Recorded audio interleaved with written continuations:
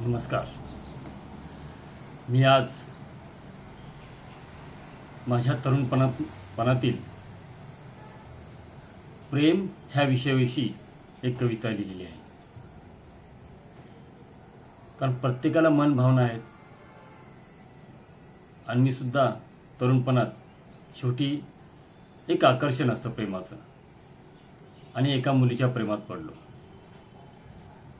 तिचं नाव कविता होतं. त्या मुलीला बघण्यासाठी मी तासनतास म्हणजे वाट बघत राहायचो.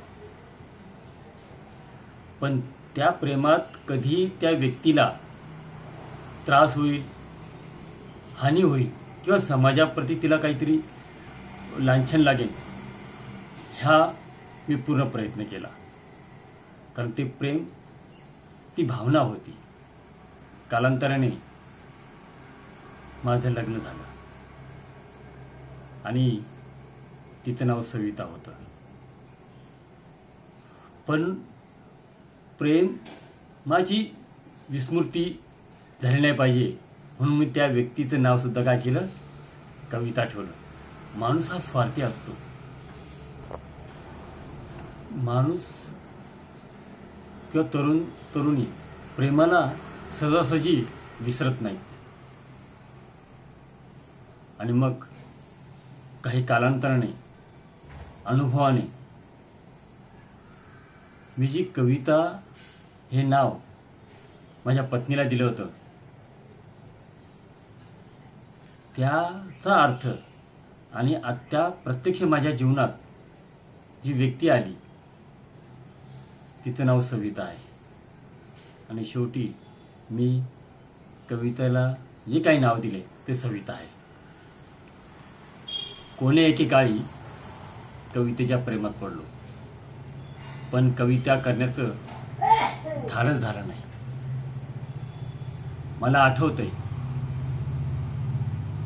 कवितेच्या प्रेमाने असंख्य तरंग लहरी कासावीस असायचं मन प्रत्यक्ष भेटण्यासाठी. कल्पनेचा तिच्याशी होत असत गाठी भेटी.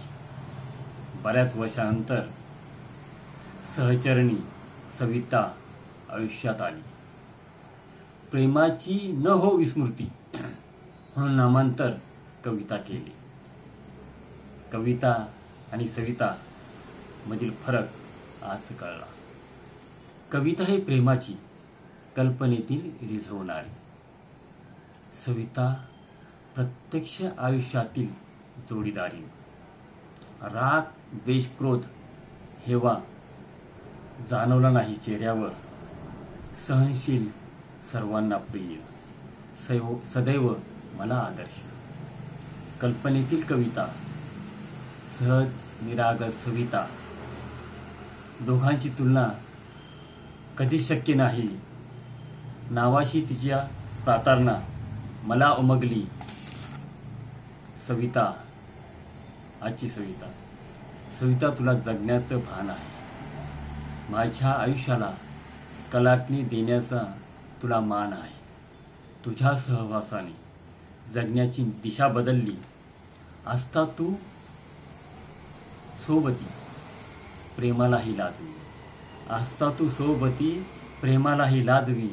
जीवनाची सहचरणी, जीवनाची सहचरणी सविता मज भेटली. कवितेची कोरी पाटी शब्द नवे घडू लागली. कवितेची कोरी पाटी शब्द नवे घडू लागली. हा कविता मागचा उद्देश हाच आहे का मी जे प्रेम केलं कविता नावाच्या व्यक्तीशी, ते निष्कलंक केलं. तिला कोणताही त्रास नाही. मनात ही भावना होती. पण जेव्हा एक व्यक्ती माझ्या आयुष्यात आली आणि तिने त्या कवितेपेक्षाही माझ्यावर प्रेम केलं, मला सगळ्याच गोष्टींनी सहकार्य केलं आणि ते तिच्यामधल्या असलेल्या गुणांनी मी भानावर आलो. अरे, कविता जे नाव दिलं तिला ते खरंच माझी चूक होती. खरं म्हणजे सविता ही खऱ्या अर्थाने माझ्या जीवनातली साथीदार बनली.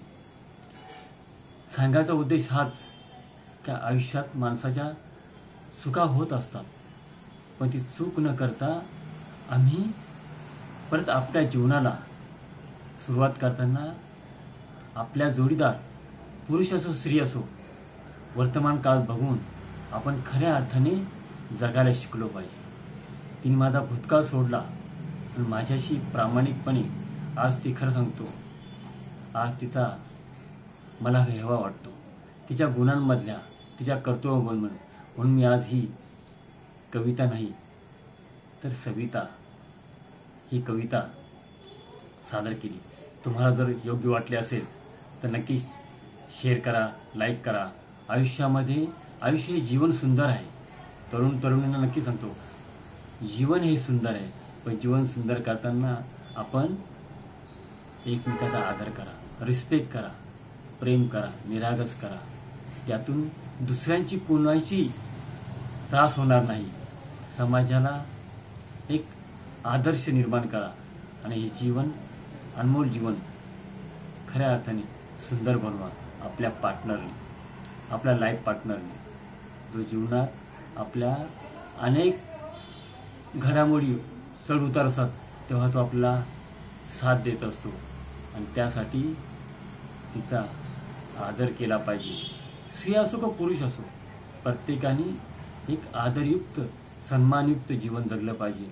तेव्हाच खऱ्या अर्थाने आम्ही आमच्या मुलांना, समाजाला आदर्श देऊ शकतो.